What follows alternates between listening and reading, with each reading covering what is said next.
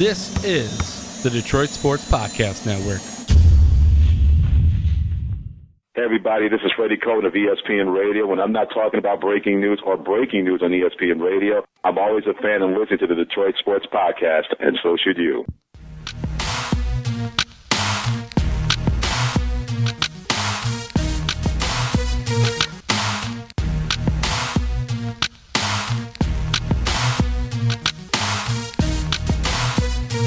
Episode 173 of the Detroit Sports Podcast is now available for download. Thank you so much. I am the Doc, John Macaroon. Joining me, my cousin, Adam, the Jock Strozinski. What's up, cuz? How you feeling this week? Depression. Lots and lots of depression. Why? Why? Because Michigan sat there and blew the game in Ohio State. It was a game they should have won. They had it locked up. Then all of a sudden, the offense stopped playing. Jim Harbaugh stopped coaching. Referees decided to get involved. This is bad. Yes, it was. It was not good. That's for damn sure. I was pretty upset. Let me put it this way. I was so mad after that game. I basically shut the TV off. I grabbed a winter hat because it was a little bit chilly out, and I grabbed a hoodie, and I went and I walked outside. And the wife was like, "What are you doing?" I was like, "I need to be alone." And she was like, "What are you doing?" And I was like, "Just leave me alone. I need to just go outside and be alone." I went outside and I raked leaves. I raked leaves for like an hour and a half. And then she came out. She was like, "Can I talk to you now?" And I was like, "What?" And she was like, "Can I help you or do anything to make this any better for you?"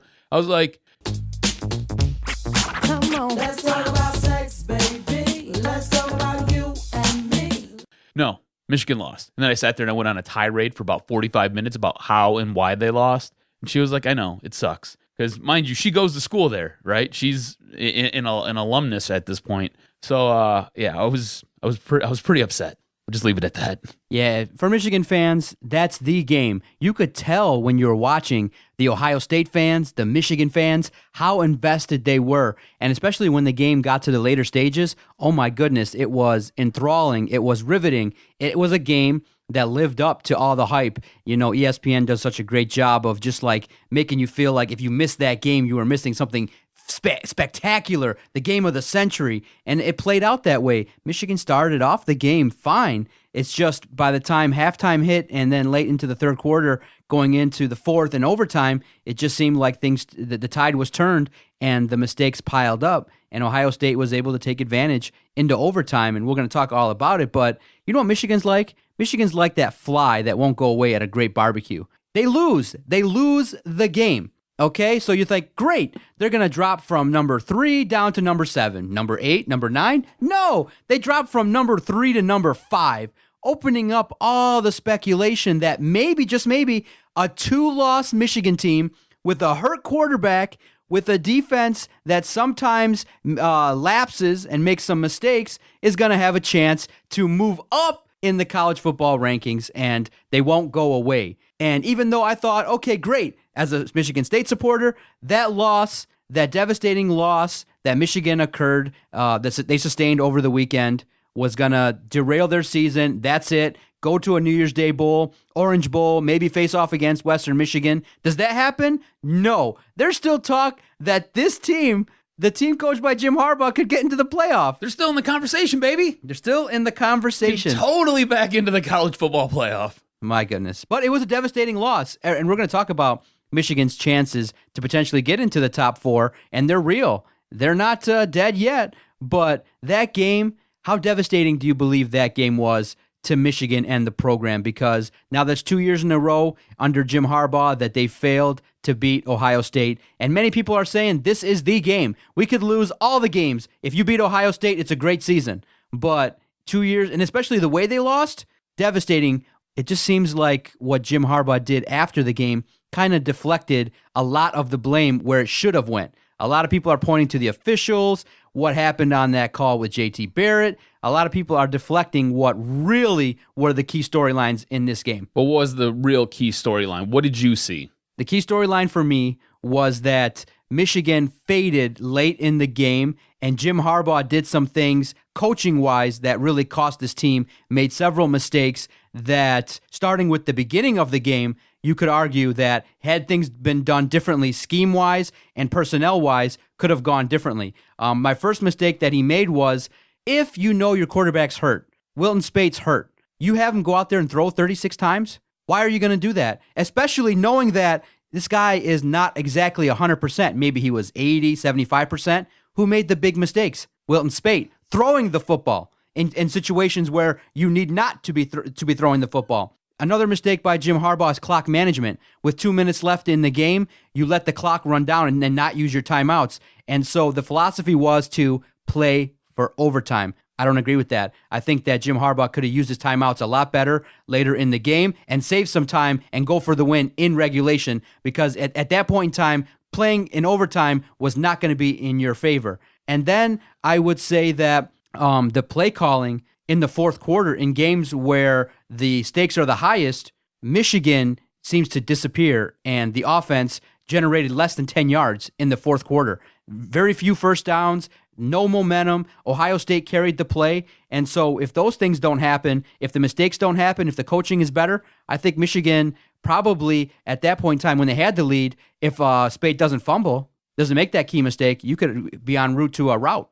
Look, it was a really, really weird game. And it kind of was a collision of multiple worlds just coming together and just creating this giant storm that Michigan kind of got wrapped up in. And by the end of it, couldn't figure a way out of it. You touched on it a little bit. We have the refs, all right? And you can sit there and you can blame them for making some missed calls. You can blame them for making some questionable calls.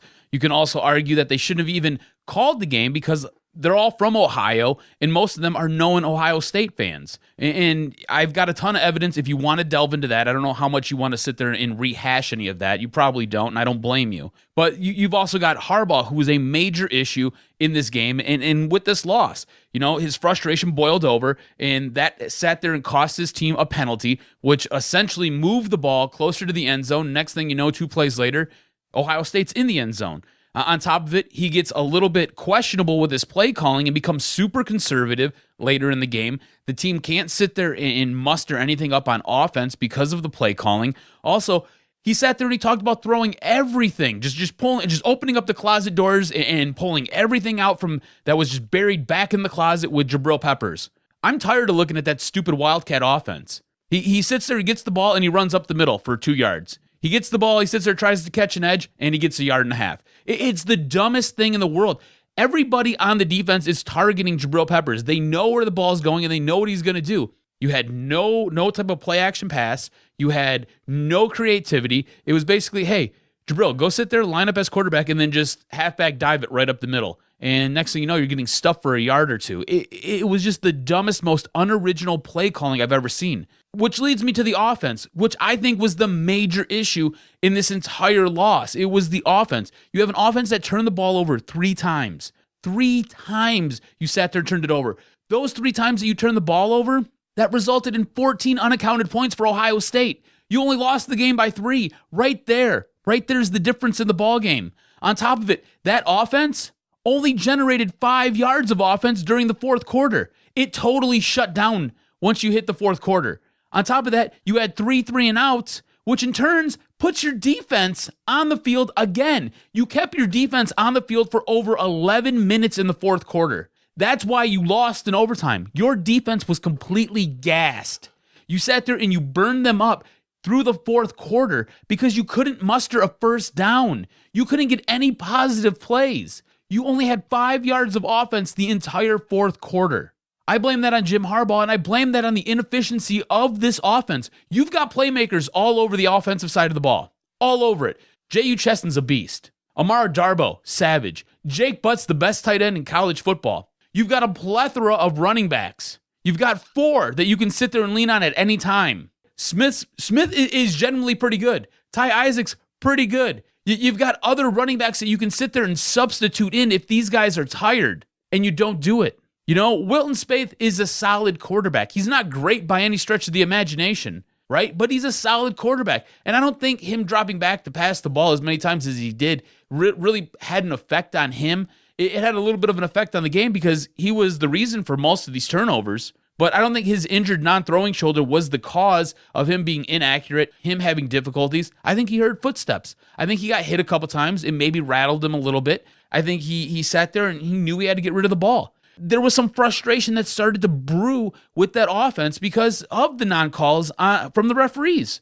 It just kind of became a smattering of worlds that just kind of came together, collided, and by the end of it, there was a small light at the end of the tunnel, and Michigan couldn't grab a hold of the chain and pull themselves through it. And that's really what happened. How devastating of a loss do you think it is for the program? Because now it calls into question a lot of things that upset Michigan fans. Winning the big game. Jim Harbaugh was brought on to win big games, win games versus Michigan State, win games versus Ohio State. And when you look at it, if you extend it out a little bit, Michigan now has lost 5 straight years to Ohio State. 12 of the last 13 have gone the Buckeyes' way. And it just upsets Michigan fan knowing that this is their rival. This is their one of the biggest rivals in all of sports. How upsetting do you think how upset or frustrated do you think Michigan fans really are in the fact that they lost to Ohio State? And how much do you think fans are taking sides with Jim Harbaugh in terms of blaming the refs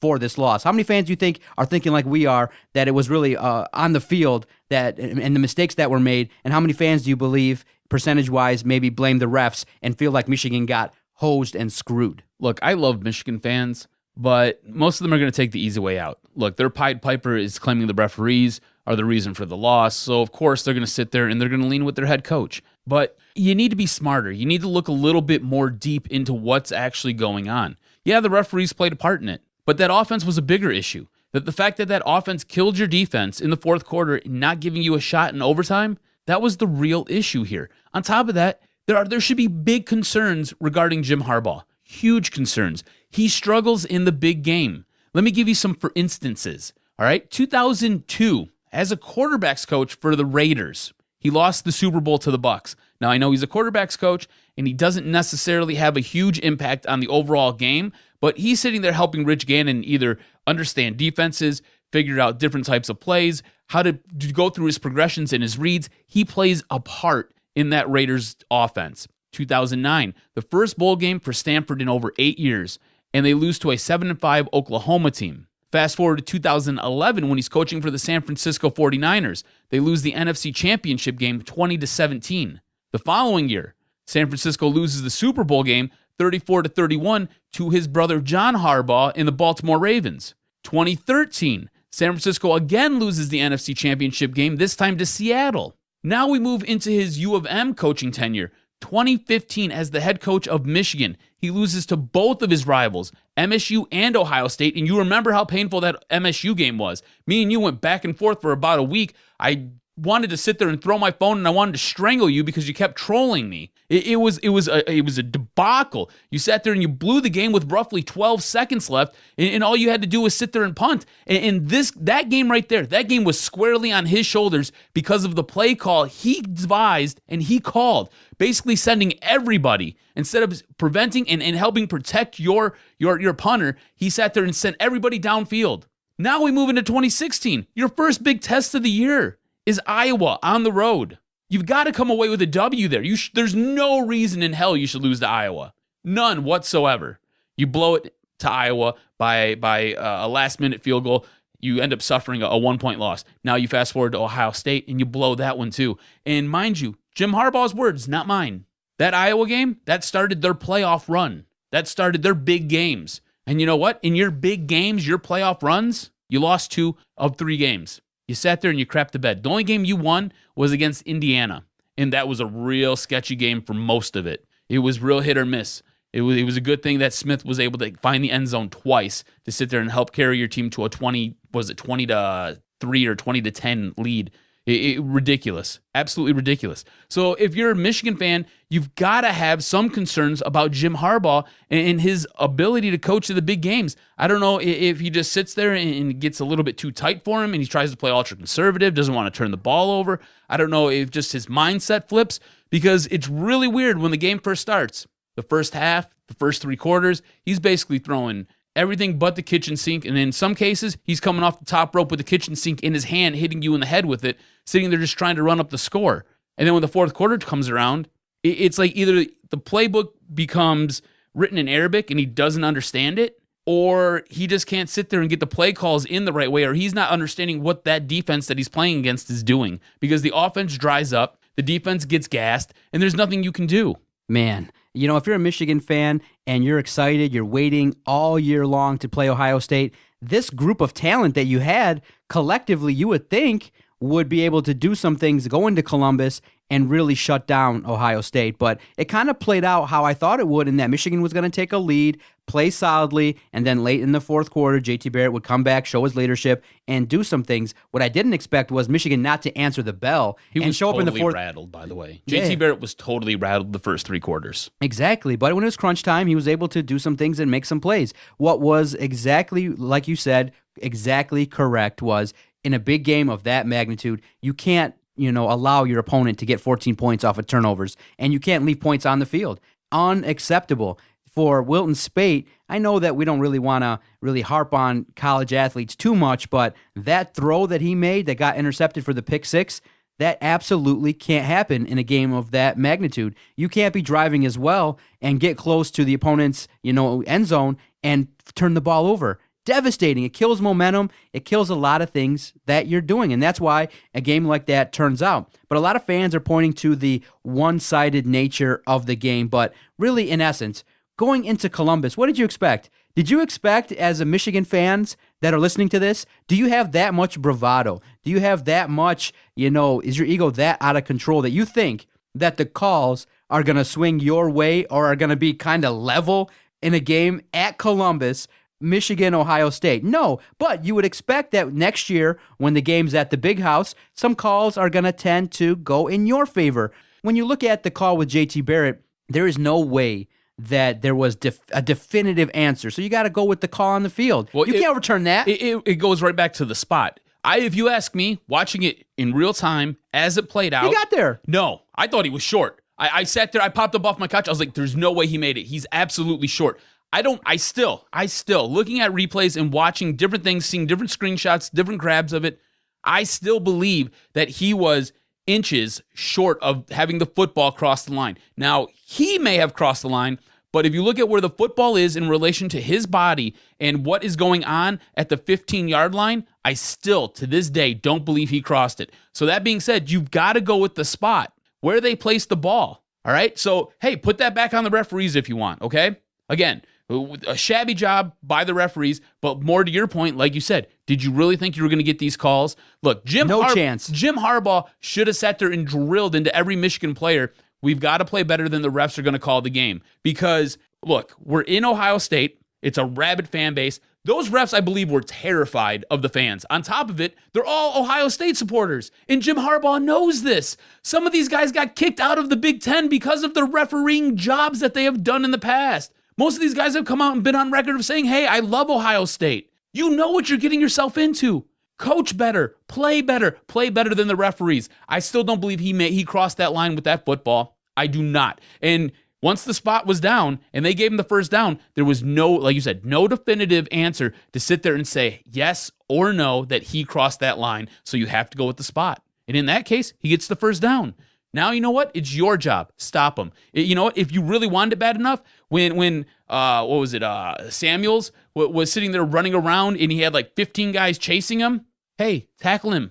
Tackle him for a loss. Force their kicker, who has missed 2 field goals already, to come out and make a long field goal. That's your job. Tackle him. Play better. Play up. Don't blame this on the refs. The refs sucked. They sucked. They were horrible. I was screaming at my TV. They were awful. Yes, they played a part in the reason why you lost this game, but they weren't the biggest reason why you lost. Well, I'll give you some reason for hope. It was only Jim Harbaugh's second year. You got to remember, it's not his quarterback that he recruited. He's going with Wilton Speight, who is probably going to have a strong chance to come back next season and be the quarterback. But you got to remember, this collection of talent is Brady Hoke's team.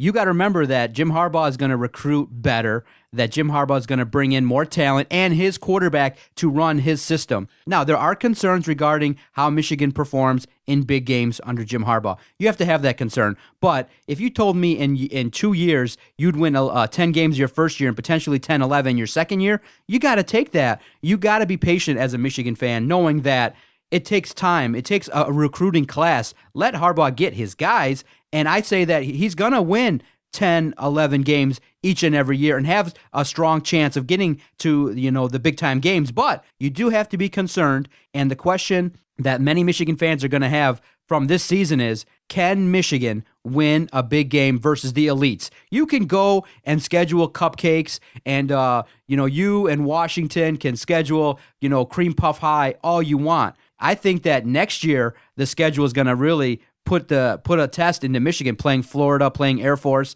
playing some decent teams next year, and I'll see how Michigan is going to respond to that. But I really do believe Michigan has done some things with Jim Harbaugh in order to build respect with this committee, and they've done enough in terms of the wins and how the season shook out, that when we have the debate and discussion, should Michigan be in the top 5, 6? Yes. Should they be in the top 4? I'm going to argue no, because how do you have a season play out in the Big Ten, and you have divisions, and you have a Big Ten title game? How do you totally disregard the fact that you have a title game, and Michigan could jump, teams that are in the Big Ten title games sitting at home? That doesn't make any sense, especially, I understand what everyone's saying. I understand that the committee wants the 4 best teams. But at the same time, how do you discount and eradicate the meaningful value of winning a conference? I know it's not implicit that if you win the conference, you get in. It's not a rule. But I do think that it should be. I don't think that 2 teams sitting at home, when you have a conference that has a title game, should be allowed in a big-time situation like this. And if it happens, I'll know and I'll understand that it's about ratings and money and not about the best 4 teams. Well, here's the deal, too, okay? To this point, every champion of every conference has played in the playoff. This might be the first year where that's not the case. Let me ask you this. If you had to go through and you had to rank the 4 best teams in the Big Ten, how would you rank them in order? Okay, Ohio State, obviously number 1. Okay. I would say Michigan probably 2 or 3 at worst. Okay. I would say that potentially Penn State, with the allotment of their full linebackers and playing where they are now, could be in the conversation, as well as Wisconsin. Okay, now here's the deal. Head-to-head is a big decision factor for the committee when they're sitting there trying to put these teams together, who's going to make the playoff, who's not. Now, Michigan beat Wisconsin by 7, and they blew out Penn State. Now, I understand Penn State, at the time, they were going through some injuries, and they had some difficulties with their team. But still, head-to-head, Michigan blew them out of the water, and Michigan beat Wisconsin. And then to your point, they beat Colorado too. Well, exactly. So now you look at Ohio State. Ohio State lost to Penn State, and they had an overtime game against Wisconsin. So it's really murky right now. I can see a scenario where Michigan gets in above these 2 teams, whether one or the other wins. And on the other flip side, I can see where Michigan is ranked the 5th best team in all of the land, and they don't sit there and they don't move up from their 5th place ranking. So it's so weird right now. And if you listen to what Kirby Holcutt said of the selection committee, it doesn't even sound like he's on board with Penn State or Wisconsin. It sounds like he doesn't even want to be bothered with these 2 teams. So really and truly, it comes down to whether or not Washington and Clemson can win their championship game. Because if either one of those guys stumble, I can see a great case for Michigan making it into the top 4 and playing in the playoff. And I would absolutely love to see Michigan go against Alabama, or I would love for Michigan to get some revenge against Ohio State, if that was to be the case. If it worked out and Michigan is number 4 and they somehow or another get to a chance to defeat Alabama, you could be looking at a rematch in the national title game, Michigan-Ohio State. It'd be a great game. That'd be something to talk about. And I know that the committee has a responsibility looking at the ratings that they want to put in teams, and they kind of want to see Harbaugh versus Nick Saban. I understand all that, but in the end, I don't think you can punish teams for being in a title game. That doesn't make any sense. I know that the way this year it works out, but I give credence to the fact that if you earn a spot in your conference title game, you shouldn't be punished. And let's say, for example, we also got to look at, they're also taking into account how the teams are playing. There could be a scenario where if Washington and Clemson win like 9-6, or they win crappy games, that they could look at that and say, hey, if Wisconsin goes out there and destroys Penn State like 60-0, that will take into account as well what happens. They're also looking at, they're not only looking at records, metrics, ratings, who draws, things like that. They're also looking at this point in time, who's playing well and who are the 4 best teams. I can respect that, but I would just argue that Michigan is not one of the 4 best teams for being at home. And when you evaluate it, they're not one of the 4 best teams. I could argue for other teams as well. But they are in the argument. They should be discussed. But where we're sitting today, and you're talking that if Washington or Clemson loses, you automatically slide them up there, I can't agree with that. Well, here's the deal. All this murky water regarding the playoffs and all this going forward, I blame this squarely on the shoulders of the committee. For the most part of the season, they sat there and they tried to protect themselves to be able to get a Big Ten champ, just to be able to give the overall nod to the Big Ten champion, whoever it was, whether it was Wisconsin, whether it was Ohio State, whether it was Michigan. It's their own fault for Michigan sitting there taking a bad loss to Iowa and you not moving them down at all, just leaving them where they're at. Now, I understand that the Clemson team in front of them, they lost too. They didn't move. And I understand that Washington lost that week too, and they didn't move. So I understand that what took place. But you know what? If all these teams are losing, then there should be teams moving up. And I blame this squarely on the committee for not sitting there doing that, for just looking at the name value, because that's what I believe they did. They said, okay, well, hey, we got Clemson. They're from the ACC, and looking at all the records, they're going to get in from the ACC. We've got to sit there and set them up. Hey, it's Michigan. Michigan's a blue chip. We're not going to move them down. You know what? Washington's kind of a cute story. They're the best team in the Pac-12. Let's not tinker with that too much. Let's see what happens. Let's let that play out. And that's basically what they did. You know, the one thing I can say is I think the Big Ten overall is probably the best conference in all of college football this season, which is something normally we can't say. Normally it's the SEC and it's just the SEC. But you've got 3 teams in the top 7 right now, and we're making the argument right now that basically, 4 teams in the top 7, and we're making the argument right now that all 4 of those teams may be deserving of a playoff spot. The one thing you can say is the Big Ten is a very strong conference at this point. So what do you think? Next week at the time of this recording, is Michigan in the top 4? Are they in the college football playoff? Do you see Washington or Clemson losing this weekend? This is a moot point if they win. I can see Washington losing. I don't necessarily see Clemson, but I could see Washington. Colorado is playing out of their minds right now, just playing gangbusters. I can see Colorado popping Washington because I don't think Washington's that good of a team. And I wouldn't be surprised if Michigan is the number 4 overall team. I wouldn't be surprised at all because it sounds like the committee wants Michigan in the top 4. And they're doing their job because everyone's talking about it. Everyone's debating it. The committee is doing the right thing, and I like the way the head guy worded it. Is that 4 and 5 are really close, so it keeps the debate going. It keeps a fan base hopeful, and we'll see how this shakes out. But Friday, watch Washington, Colorado, and it'll really dictate what's going to happen. And so stay tuned. We'll see. Could you imagine if Colorado blows out Washington? You almost automatically give the nod to Michigan because Michigan destroyed Colorado, and people say, "Oh, well, the quarterback." Michigan was the reason that the quarterback was hurt. They busted him up in the beginning of that game, and that's the reason he had to sit out, which led to them sitting there just running a train on Colorado. Stay with us. We're taking a quick time out. When we come back, we're going to get Josh Katzenstein, friend of the podcast, on the line. He works at NOLA.com covering the Saints, and he'll give us the perspective of the Lions matchup versus the New Orleans Saints this Sunday. Stay with us on the Detroit Sports Podcast Network. I want to tell you about our newest sponsor, Team Top Cat Sales. Are you looking for team apparel for your high school, your club sports team, or corporation? Look no further than Top Cat Sales, located on the east side of Main Street in downtown Royal Oak, between 11 and 12 Mile. Through founder and former University of Michigan QB John Wangler's leadership, Top Cat Sales has developed a tradition of selling and distributing custom Adidas team apparel with the highest quality and best service. Get your organization, school, or club team all in with Adidas today by going to TopCatTeamSales.com. That's TopCatTeamSales.com. Also, follow Top Cat on Twitter at Team Top Cat.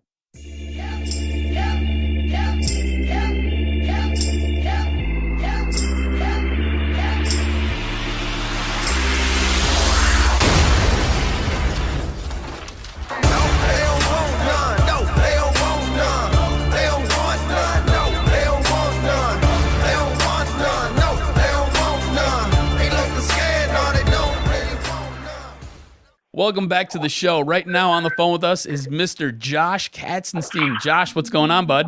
Not too much. How you guys doing? Not too bad. So you're down in New Orleans now. Interesting fact, you were born in New Orleans. You've moved back home, and you're covering the Saints for the Times-Picayune. You can check out some of Josh's stuff on NOLA.com. You can also follow him on Twitter at @JKatzenstein. You covered this team last year. You covered the Lions last year. An outside perspective of the Detroit Lions this year, What are you seeing that's so dramatically different right now with this team? Well, I don't think it's every game, but I think the offensive line has been better. Obviously, there have been some weak spots, and maybe not so much in the run game, but, they're giving Stafford time to find his receivers. And really, I think mostly it's on Stafford, just because he seems to be thriving without Calvin Johnson, which is probably a big surprise to a lot of people, but it seems like, he no longer feels any pressure to throw to a certain player, and that's given him the opportunity to find the best target on every play. And really, the team as a whole is just making the plays late in games that, they weren't making a lot last year. So I think, that's a good combination. Touching on Matt Stafford, do you think this is more of him just kind of maturing into the quarterback's position, or do you think this is more them just kind of gearing the offense more around him and less maybe around a guy like a Calvin Johnson? I think it has to be a little of both. We saw, last year, he started doing a lot of the same things in the second half of the season, and Calvin Johnson was still on the team, but, obviously they made whatever necessary changes to get him going, and, then when he has more time to study, comes back, and, I obviously haven't talked to Stafford in a while, but, I have to think that he realized that, he didn't want to keep being compared to Jay Cutler and guys like that, year 8, and it's time to show that he, can all of his potential. So it's got a combination of him getting a coach who understands what his strengths are and how he wants to attack each play. And I think really that more so than anything is evident in the fact that he's running more and making plays outside the pocket. But yeah, I think it's definitely a combination of those things. Now, Josh, I'm very curious as to some differences maybe covering the Saints versus covering the Lions. You covered the Lions for the Detroit News. Now you're currently at the Times-Picayune. What are some differences or similarities in terms of covering two different NFL teams? Well, you won't believe me, but the Saints are actually even more protective of information than the Lions are. What? Yeah. Sean Payton, he won't even say we'll see or check the report. He'll just say next question if you ask about an injury. Wait, Sean Payton's not a curmudgeon like Jim Caldwell, though, not calling you guys the Dungeon of Doom and all these things, right? Right. He's got to be more enjoyable. But he makes more demeaning facial expressions. But I don't know, whether well, actually, we don't even get to see his expressions a lot of times because we talk to him in conference calls for most of our interviews as opposed to in person, which is something that I definitely don't appreciate because, when you're talking to someone in person, it's a lot harder for them to run away from tough questions, whereas, on conference calls, they can just press click. So that's probably the biggest difference with all the conference calls. But yeah, for the most part, it's pretty similar. Holy cow, that blows my mind. All right, well, why don't you give us a little bit of a scouting report on this Saints team that the Lions are going to be facing off with against this Sunday? So, it's pretty much the same story as it's always been with the Saints. The past decade under Sean Payton, the offense is top-notch. And right now they've really got the run game going. Mark Ingram, I think I saw a stat somewhere that, since he got benched after some fumbling issues, he's averaged 8.1 yards a carry or something ridiculous. I think right now he's tied for first in yards per carry in the entire NFL, which is, a big change after the Saints barely ran the ball and hardly had any success doing it in the early part of the season. So anytime you can run the ball well, that obviously makes things even easier for Drew Brees. But really the offense comes down to Brees and the top three receivers who, have had success in pretty much every game, whether it's Brandon Cooks, Michael Thomas, or Willie Snead. One of those guys always finds an opening. And they just have a really diverse group of playmakers on offense. Toby Fleener isn't that great, but, he can make some plays. Josh Hill can make some plays, and their offensive line has been really good. So, I think, you'd be hard pressed to find three offenses that are better than the Saints. And right now, it doesn't show up in the wins and losses, but their defense is playing significantly better. I would say that, their last two losses against Carolina and Denver, you probably point to special teams as the main reason that they lost, because the defense over the past 4 games has been, really solid. I think over the last in 5 of the last 6 games, they've given up 6 or fewer points in the second half. And, a lot of that has to do with just health. They've got Sheldon Rankins, their first-round pick, has been back the last 4 games. Delvin Breaux, their top cornerback, is back 3 of the last 4. Denell Ellerbe, their top linebacker, has been back 4 of the past 5. He has a sack in 3 straight games. So I think, getting those guys back, into their positions and pushing the other guys back into a depth role where they should have been, has really made the defense a lot better. But there are a lot of issues on special teams.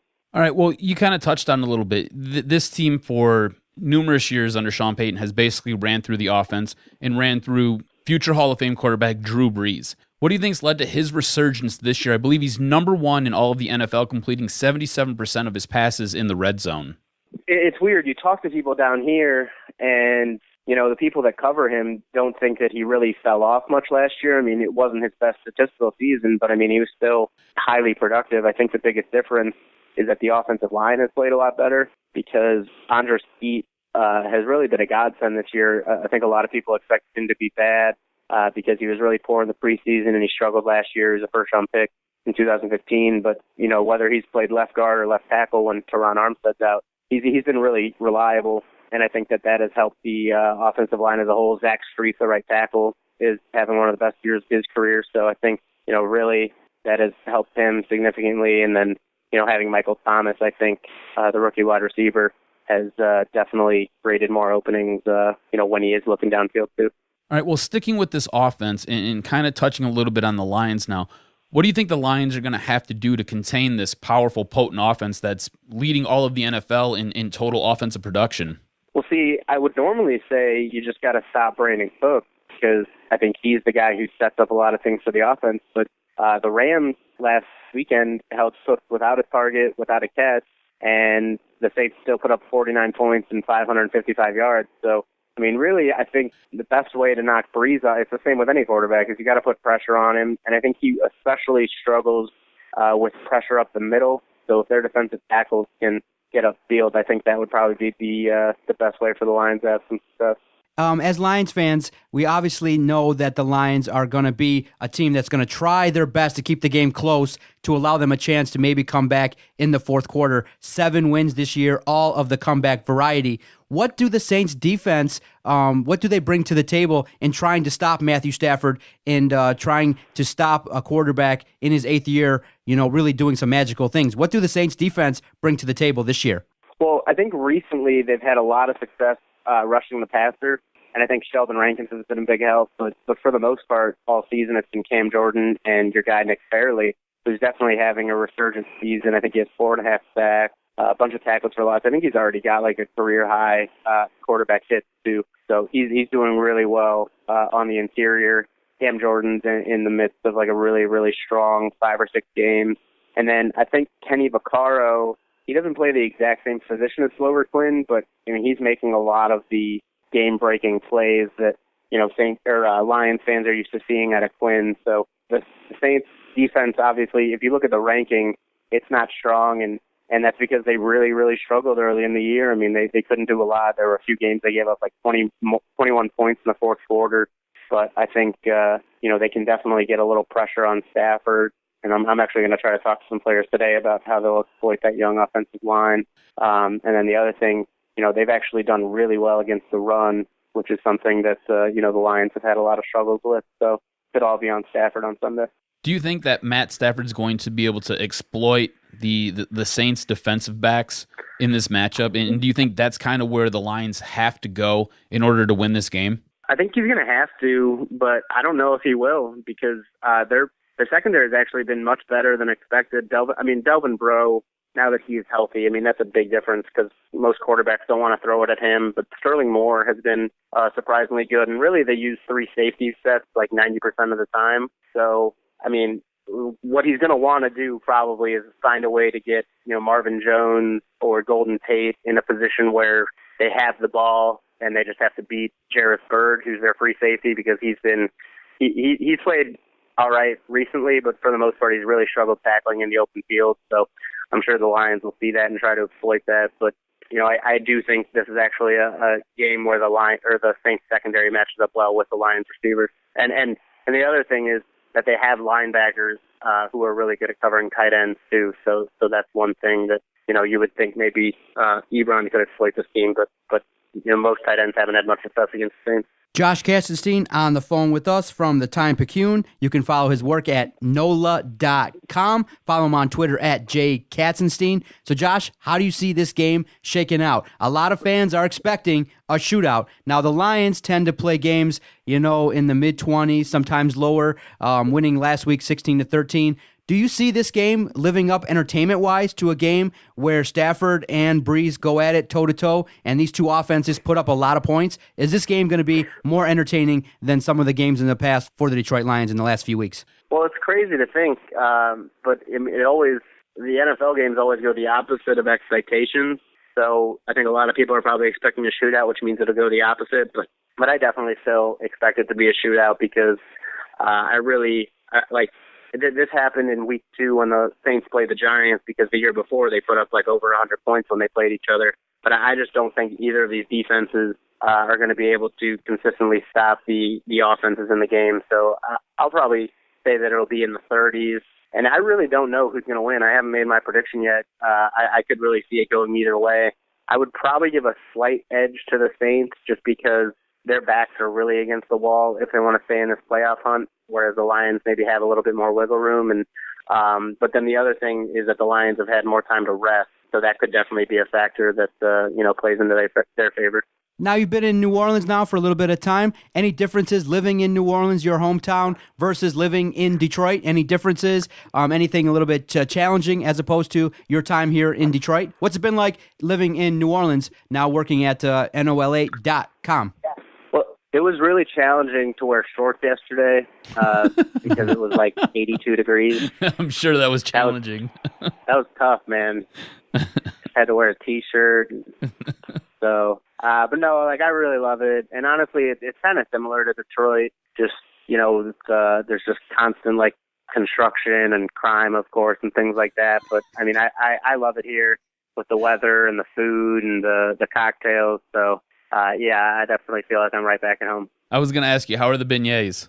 They're great, but you can't have them too much. I did see something yesterday, Ed Ogeron, the LSU coach, said something his family drives through and they get a couple dozen beignets, and I don't know how anyone can eat that many. I mean, mostly because I think they're only good when they're fresh. But have you seen Ed Ogeron? Have you seen that man? He's kind of large. I haven't seen him. He is large. I do know a lot of people that try to impersonate his voice because he just sounds, like your classic, Cajun man. I was gonna say, have you had a chance to talk with him? Because it's like the Water Boy all over. I hadn't heard that, but that is actually a really good comparison. Dude, he's great for sound bites. Absolutely great for sound bites. Well, Josh, we wanna thank you for coming on the show, making time for us. We always appreciate you. Keep up the good work in New Orleans, man, and enjoy yourself. And I'm sorry to say it, but go Lions, all right? Hey, you got to do what you got to do. Thanks for having me on, guys. Good talking as always. Thanks, man. We appreciate it. Keep up the good work. Great interview. Always great to check in with Josh. Very interesting stuff. I'm really hoping he's wrong a little bit in that it's going to be a shootout game because I'm looking forward to sitting down Sunday, going back and forth, Stafford v. Drew Brees. I'm really excited to see what they can come up with. And I think the Lions have a real legitimate chance of maybe keeping it close. I mean, it's going to be tough to really keep up with that Saints offense, but I think it's going to be an entertaining game at least, and I'm hoping that it will live up to the hype because, man, oh man, the Lions have played really in the last couple of weeks some games that have been really dull. So I'm looking forward to getting, to sit down on Sunday and watch a really good football game. Yeah, I don't think the defense is going to play. They're going to play a key part in this matchup, but both of these offenses, they're so high-powered, they're so potent. If I'm the Detroit Lions, what I'm looking to do here is I'm looking to utilize my run game. The Lions might be able to get the run game going this week and sit there and rack up a couple yards here. I mean, I'm talking 100, maybe 110 yards on the ground because if you're going to take advantage of this New Orleans Saints defense, I think you got to do it on the ground. Look for them to utilize the screen pass. Look for them to take their key chances down the field. I know you've been screaming about it for weeks now. You want them to sit there and open it up a little bit, and you want them to take more shots downfield. But look for them to sit there and run the ball a little bit more this week than they have in the previous weeks. Look for the screen game to be utilized and look for those shots downfield. Look for them to take advantage with Marvin Jones. Yes, thank you. Marvin Jones and Golden Tate. Sit there and just take the top off the defense. All right, we'll take our last timeout. We'll come back and check in with the Red Wings. What the heck's going on with the injury situation, goaltending, scoring, defense? We'll peek at the Detroit Red Wings when we come back on the Doc and Jock podcast, episode 173, Detroit Sports Podcast Network. Doc and Jock here for Fanatic U. If you're looking for some sweet sports swag and you love your Detroit teams, and I mean you really love your Detroit teams, you got to check out fanaticu.com and get the coolest gear out there and rock your Red Wing shirt, rock your Lions shirt, rock your Piston apparel. Wear it till the wheels fall off. Michigan State, you know what? They got it too. Check out Fanatic U. They have 6 locations all over Metro Detroit. Check them out, fanaticu.com. Yeah, we coming now. Come on. Yeah, that's right.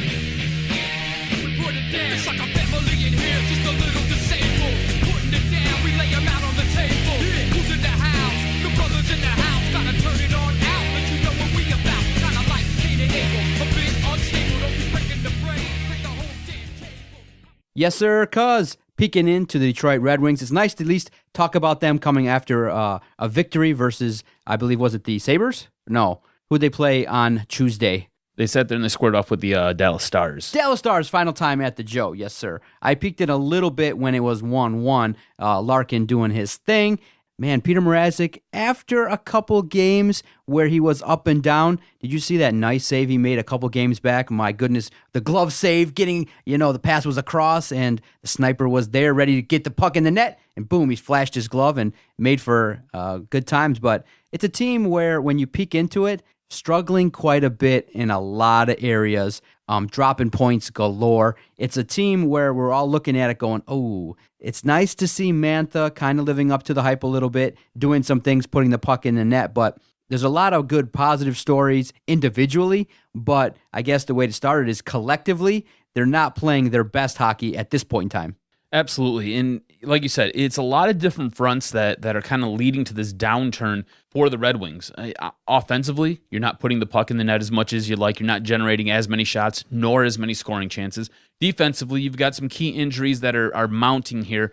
But again, defensively, you've struggled all year. And it really seems like this is going to be a team that's kind of boom or bust on the defensive side. You're going to sit there and take your chances and risk it to sit there and try to generate some offense. You're going to get burned sometimes, and you're going to have to live with that. Now, goaltending-wise, Peter Mrazek's been very up and down. Jimmy Howard has been kind of that steadying hand. Now, he goes on the DL for about 14 days with a groin injury. That really kind of sets this team back a little bit, because when things were up and down for Mrazek, you could totally lean on Jimmy Howard, and he was doing a great job back there.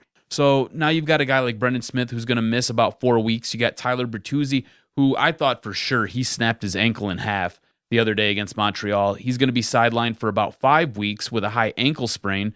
So you've got a couple things going on and working against you as a team. That being said, I think the injury to Jimmy Howard is really going to hurt you the most, because I think you can kind of get through with Brendan Smith being on the DL, because you've got guys like Xavier Ouellette, who I like seeing what he can do. You also have a guy like Ryan Sproul, who contributes a lot on the offensive side. He's aggressive. He's kind of in your face. I really like what he brings, especially being a young talent like he is.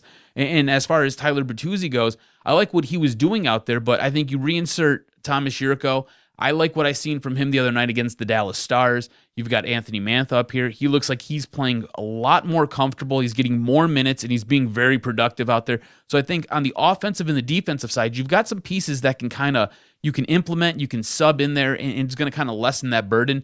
But defensively, you're now going to have to lean on Peter Mrazek, who I just said was very up and down.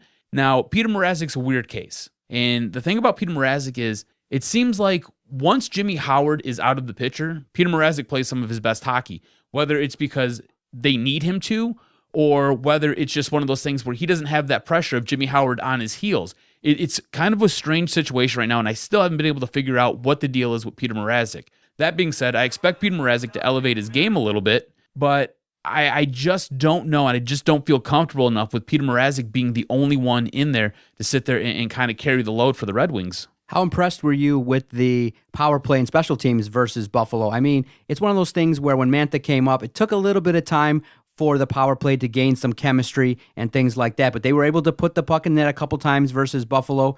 And Zetterberg commented that, hey, it took a little bit of time, but we're finding our chemistry. And the pass that he made to Mantha was unbelievable. A lot of people commented on our Twitter page at Detroit Podcast that the goal that Mantha scored was out of this world. He followed that up with Dylan Larkin, who is doing some things. But, the Red Wings as a whole, you said it exactly right, that when they play well, a lot of things, tend to have to take place. They got to play well on special teams. Their power play has to be effective. And the goaltender, number one position, and Mrazek played out of his mind in that third period. It's one of those things where you got to see more consistency from Peter Mrazek. But if it starts with the special teams and that power play can continue to connect, it makes things a lot easier, because you see teams take liberties with the Red Wings, and you see teams, kind of have their way. And when they've been willing to make the calls. It's just when the Wings get on the power play, sometimes it's just so awful to watch. But 2 goals, I believe, versus Buffalo, not bad in that 3-1 victory. And Mrazek played out of his mind. You mean Dallas? I keep saying Buffalo. I like know. Buffalo. You're like, well, Jack Eichel, right? Yeah, there you go. You're a big fan, huh? No, I think you're right, though. It really and truly, it comes down to their special teams. That's going to be the difference this season with this team, because I just don't think they have enough talent up front nor on the back end. You're going to lean heavily on your goaltender. They're going to have to make timely and key saves. And if you can get your power play going and while keeping your penalty kill strong, it gives you a great chance almost every night to win a game. So you got to take advantage of your schedule when you play a weaker team or you play a team that's coming off of a game the night before. But at the same time, when you're given opportunities on the power play, you've got to deposit the puck in the net. And a lot of the issues with this Red Wing team on their power play, it's just gaining entrance into the zone and then setting up shop. The other night I was watching the game against Montreal, and it was like they stalled out every time they got to center. They would get the puck, and they started in their own zone, and they do this little thing where they kind of bring it up, they drop the puck off, and then whoever the forward is who was trailing behind from the defensive zone comes racing up, picks the puck up, and tries to carry it across the blue line. Sometimes it works. A lot of times it doesn't. And then what happens is it stalls everything out. This team's now scrambling. They're kind of spinning their wheels, having to get back on into the defensive zone and trying to pick the puck up to retrieve it, to bring it back down. And you're going to have to sit there and adjust, and you're going to have to do some things differently when you're trying to gain entrance into the zone on the power play. And when you get in there, you got to set up shop and just generate shots. That's really all it is. It's just generating shots. Look, everybody in this league is good enough to be here. That being said, the goalies that you're going to face night in, night out, there's a reason that they're in the NHL right now. There's an absolute reason. So you know what you got to do? Get shots, get traffic in front of the net, and when the puck comes out to you, just sit there and bang away until it goes in. And that's what they're going to have to do more nights than not, because, again, I just don't think they have the talent to sit there and go up against some of the faster, better teams, the teams that are a little bit deeper. You've got a team like a Chicago. Chicago can basically roll 4 lines, and I know it sounds cliche, but Chicago's got so much talent up and down their roster, they can sit there and just kind of pick and choose who they want to roll out there, when they want to roll them out there, and just go out there and do damage. The Wings don't have that luxury, not at this time. They've got some good pieces and they've got some good guys out there that can do some things, but it's just not deep enough. They don't have enough pure goal scorers, and what that does is it puts you on your heels, especially when you're playing defense. You got to play tighter on the defensive side. That's why you're seeing this defense sit there and take chances in the offensive zone to try to generate some of that offense for this team. And that, again, makes you lean on your goaltender. So right now the Wings are sitting at 11-10-2 for 24 points. Now, coming up, the upcoming schedule is a little bit challenging. Tonight, the Florida Panthers come to town. Then on the 3rd and 4th back-to-back games, I believe you play the Pittsburgh Penguins and then the New York Islanders. What do you think? Do you think the injuries that have occurred, obviously to some key players, you think it's going to affect the Red Wings? Do you think they just kind of have to maintain and tread water? How do you see the injuries affecting their play coming up in the next stretch of games? Until you can get Jimmy Howard back, you just kind of have to tread water at this time. You're not down with Mrazek being the number one going forward if he plays like that? If he plays out of his mind, it's great. But he hasn't done enough this season for me to believe yet. You have a great game one night, the next night you're a little bit off. You have a great game one night, the next 2 nights you're a little bit off. I need to see more consistency from him. At this point, just tread some water, win more games than you lose. I think you're going to be okay. Look, you got a little bit of a tough schedule coming up. You've got some dissension going on in Florida. They just fired their head coach, ex-Red Wing Gerard Gallant. So Florida's a prime case where you can take advantage of this team. Now, Florida has basically wiped the floor with you every time you've played them, so you got some work to do there. Pittsburgh's a very good team, and the Islanders are a good team as well. So you've got work to do here. You're going to be in it to win it every one of these games, and you're going to have to sit there and you're going to have to fight and claw and scratch to win these hockey games. That's all there is to it. And if Peter Mrazek can show up and play like he played the other night against Dallas, hey, that's great. More power to you. That being said, I don't know if he's got enough in the tank to where he can sit there and help carry this team. I don't think he does at this time. Again, it's too inconsistent. Every single season you see it with this guy. He comes out, he has flashes where he plays about 14 games and he's out of his mind. You're like, wow, he's got a great shot to sit there and win the Vezina, or to at least be in contention and to be in the conversation for the Vezina. And then next thing you know, he plays a 10-game stretch where you're like, who is this guy? He's a bum. Well, there's no way we can trade Jimmy Howard or even try to unload Jimmy Howard because he doesn't play well enough. We need another goaltender who's just as good, if not better. And Howard has been extremely steady this entire season. I don't know if maybe it's just the lack of pressure where he knew coming into the season he wasn't the number one. It was going to go to Mrazek, so he's not playing with all that pressure of being the number one goaltender. Or if it's just the case that maybe he's elevated his game, or he's worked with the goaltending coach and now he's figured a few things out and he's not chasing, he's not playing outside of his crease. He's kind of letting the play come to him. If you ever get a chance, watch Carey Price, who plays for the Montreal Canadiens. Watch how he plays in his net, in his crease, the way he kind of mans the top of the circle. He's never sitting there straying too far. He's never doing too much. He's always in the right position.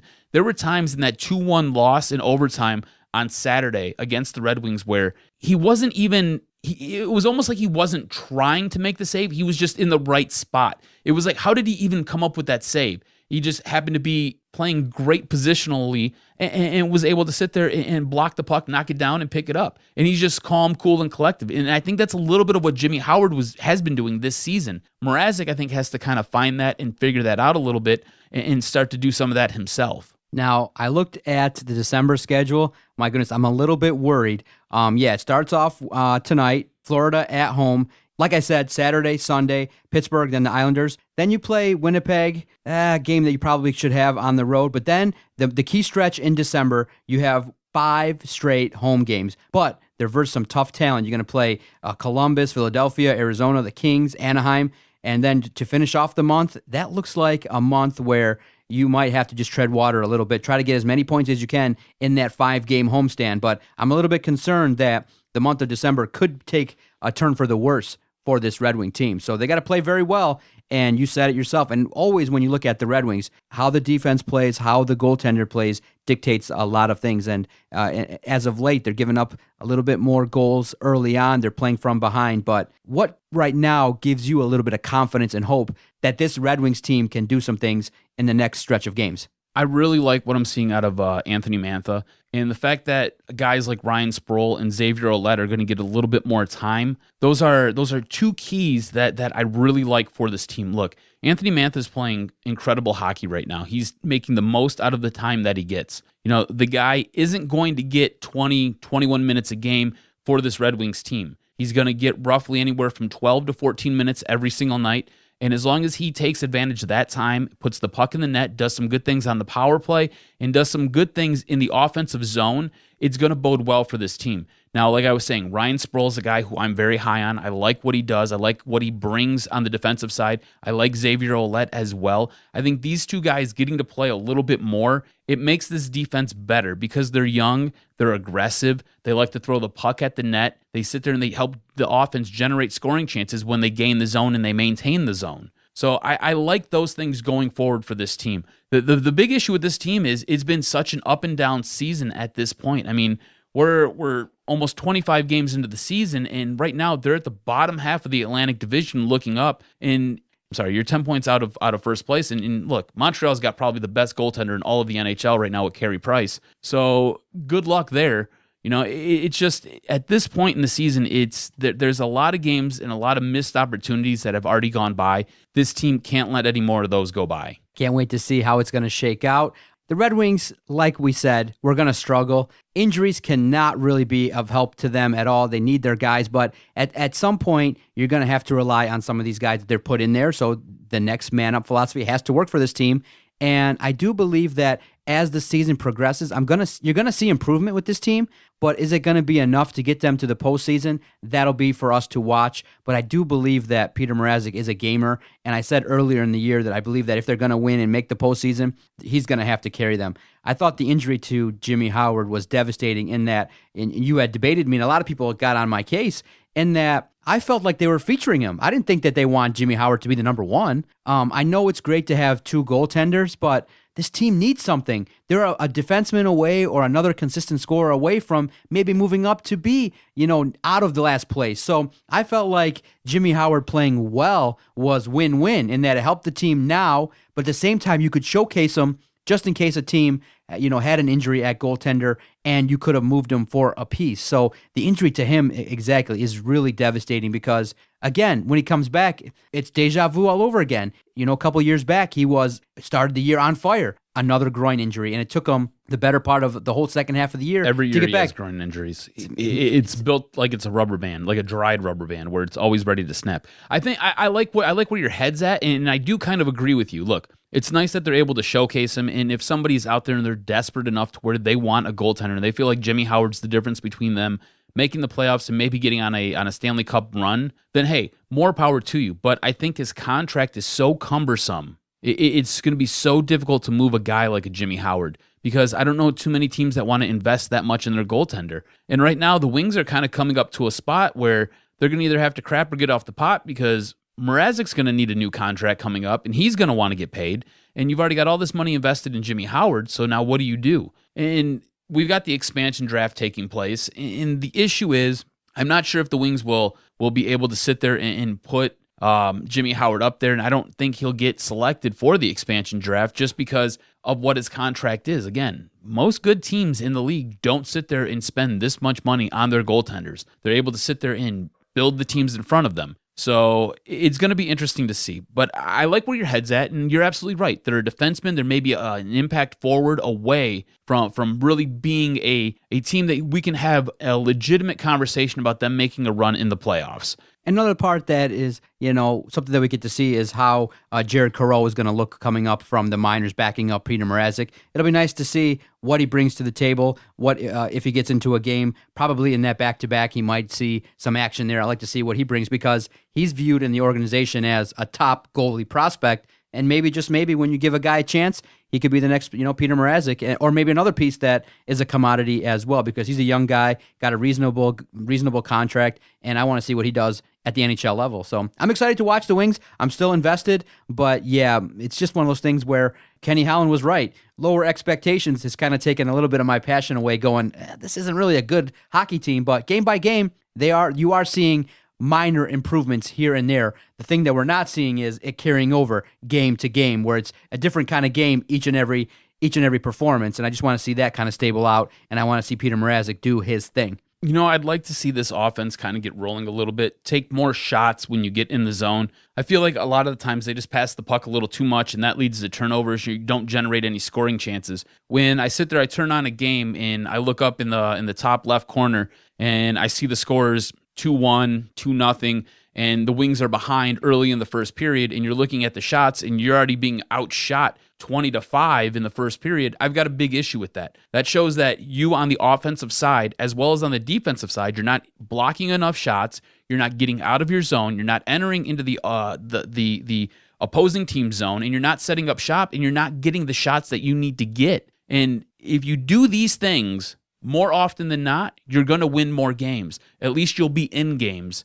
And that's what I want to see from this team going forward. Look, it's baby steps. Ken Holland, maybe he was right. I don't want to say lowered expectations because I think that's a loser mentality. Every year you go into the season thinking that you're going to win a championship, or at least you should. If not, don't play sports. So if this team can sit there and take those baby steps, block more shots in the defensive zone, break out of your zone, enter into the opposition zone, set up shop, generate some shots, generate some scoring chances, and put the puck in the net, I would be more than pleased. If you lose a game 2-1, 3-1, and you're doing these things and you're not getting beat with just shots that are just the disparity is almost 3-1, 4-1, I'm okay with it because it's showing that you're at least making that effort. You're doing the right things. You're just not getting some puck luck. The puck's not bouncing your way. And those things will get corrected the more and more you work at it. And over the long haul, you'll be a better team for it. Yes, sir. Very good podcast. Looking forward to seeing what's going to happen this week with the Pistons, Wings, Lions, and everyone's going to be super excited and thrilled Sunday at noon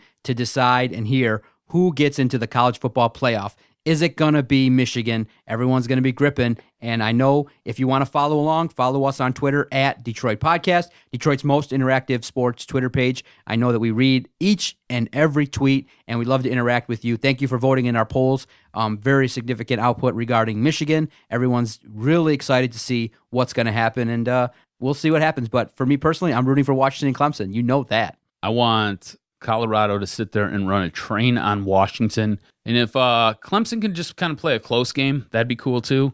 I don't really care who wins the Big Ten championship. I really don't. It's really weird. It's an odd season for the Big Ten where you've got so many good teams. And when you sit there and you look at the Big Ten championship, it's basically the second or the third and the fourth best team in the conference playing for the championship. That's how murky and how muddy these waters have been in the Big Ten. So go Blue, go Wings, Pistons, control Andre Drummond, sitting there dropping Randy Savage's elbow on dudes. Not cool. Let's go Leos. Let's get a big win against New Orleans. You've listened to Doc and Jock on the Detroit Sports Podcast Network.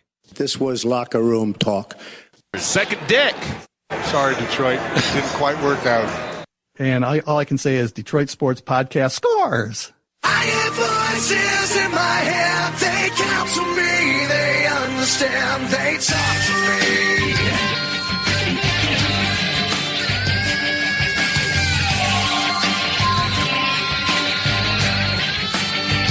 They talk to me.